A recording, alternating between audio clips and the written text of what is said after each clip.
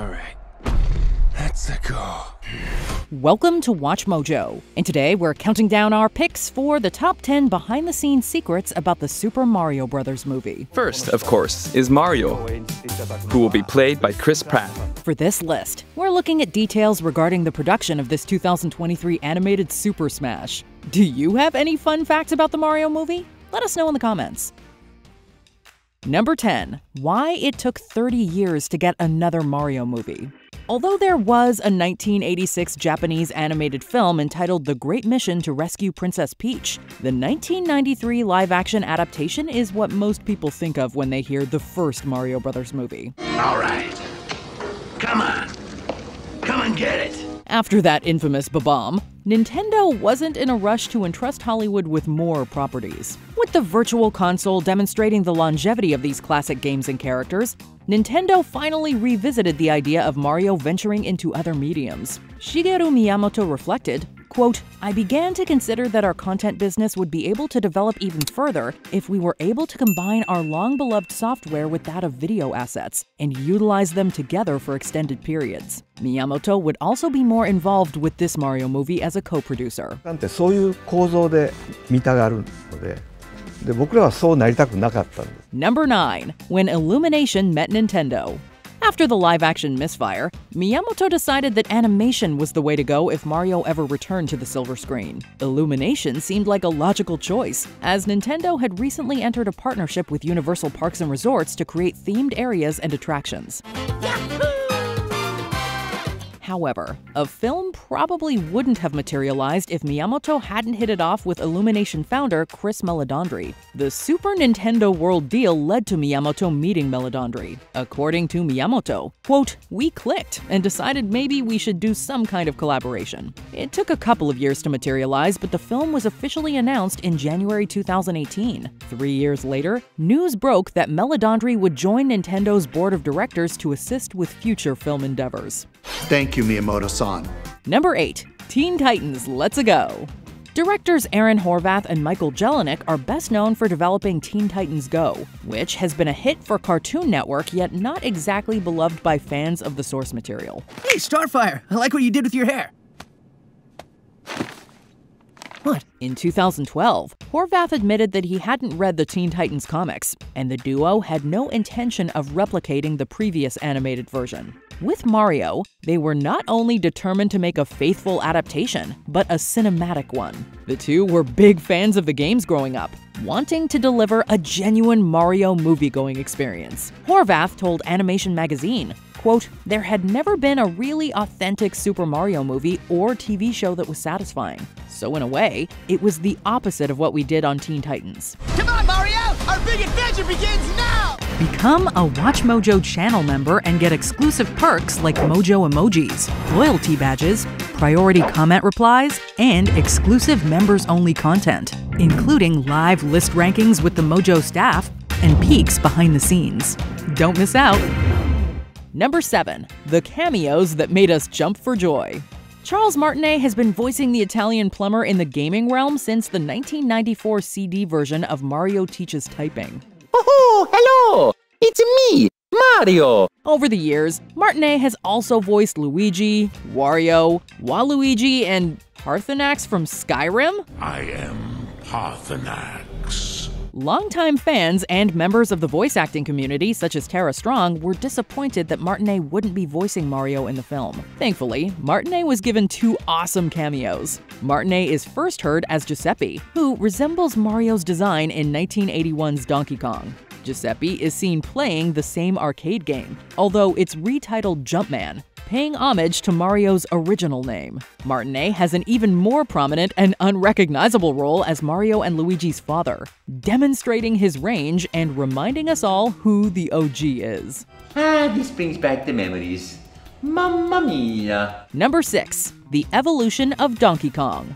Funnily enough, when Donkey Kong first hit the arcade scene, Universal pursued legal action against Nintendo, believing that it had stolen King Kong's likeness. As it turned out, King Kong was in the public domain, and Nintendo won the case. Things have come full circle 40 years later, with Donkey Kong appearing in a Universal film. Now you die. For the Mario Brothers movie, Donkey Kong's look was given its first update since 1994, combining elements of the 1981 design and the more modern 3D look first seen in Donkey Kong Country. The film is loaded with references to the Donkey Kong franchise, including the DK rap. The only downside to this Easter egg is that the song's composer, Grant Kirkup, wasn't featured in the film's credits.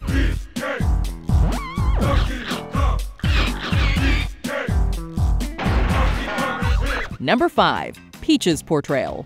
While the film follows the classic formula of Mario having to rescue someone, Luigi and Peach essentially swap places, with the latter taking on a more active role. Watch and learn.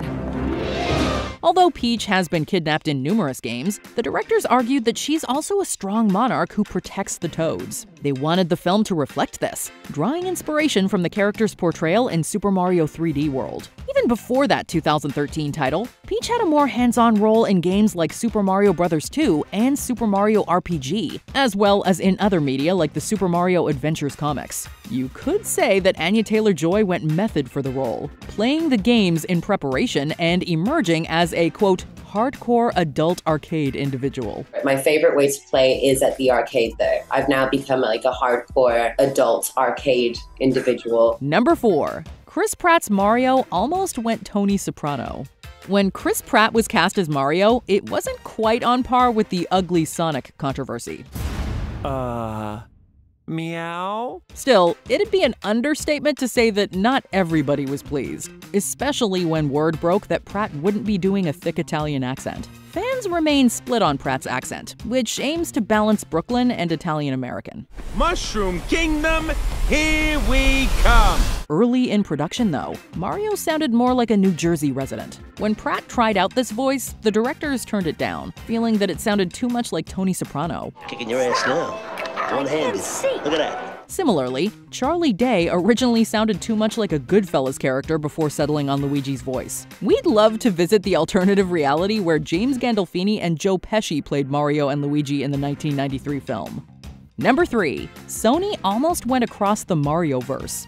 Nintendo and Sony nearly joined forces to develop a CD-ROM add-on for the Super Famicom. The deal fell through, with Nintendo inadvertently creating its greatest rival, the PlayStation. Now see the outstanding technical capabilities of Sony's advanced video game system. Over 20 years later, Sony sought to re-team with Nintendo in the hopes of producing a Mario film franchise. The 2014 Sony hack revealed that producer Avi Arad had met with Nintendo, and chairperson Amy Pascal suggested Genndy Tartakovsky for the film. Although Michelle Ramo of Sony Pictures Animation aspired to, quote, build a Mario empire, Arad clarified that they only had entered early negotiations. Nintendo ultimately went with Illumination instead.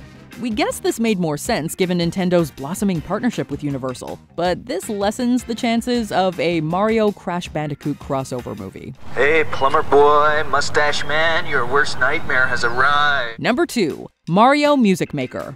The Mario movie comes with a carefully crafted score from Brian Tyler, who also borrows musical cues from the legendary Koji Kondo. The filmmakers allowed the cast to contribute to the soundtrack as well. Keegan-Michael Key says that he improvised a song while recording Toad's voice. But Jack Black's Bowser gets the film's big showstopper. Horvath decided that it wasn't enough for Bowser to just say he loves Peach. He needed to pour his heart out in song.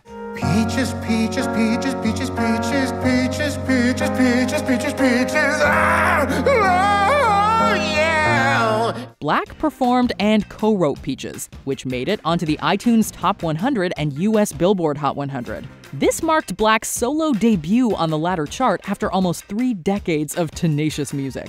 Bowser doesn't win the princess's heart, but will his song win an Oscar? Peaches, peaches, peaches, peaches, peaches, peaches, peaches, peaches, peaches, peaches, love you! Before we unveil our top pick, here are some honorable mentions. cosplaying at premiere. Ironically, the red carpet outfits were better than the '93 movie's costumes. When we started doing it, I kind of said that I would come in cosplay, and I felt like I had to keep that promise. Box office milestones. It's already the highest-grossing video game adaptation ever. Take that, Warcraft. The movie is drawing in viewers who grew up playing the game. You know, it has mass appeal for the whole family, and we may see more video games turning into movies. John Leguizamo's boycott. The '93 film's Luigi is upset by the lack of Latin representation, although Taylor-Joy is of Argentine descent. Maybe just catch some Latin folk. Catch some Latin folk.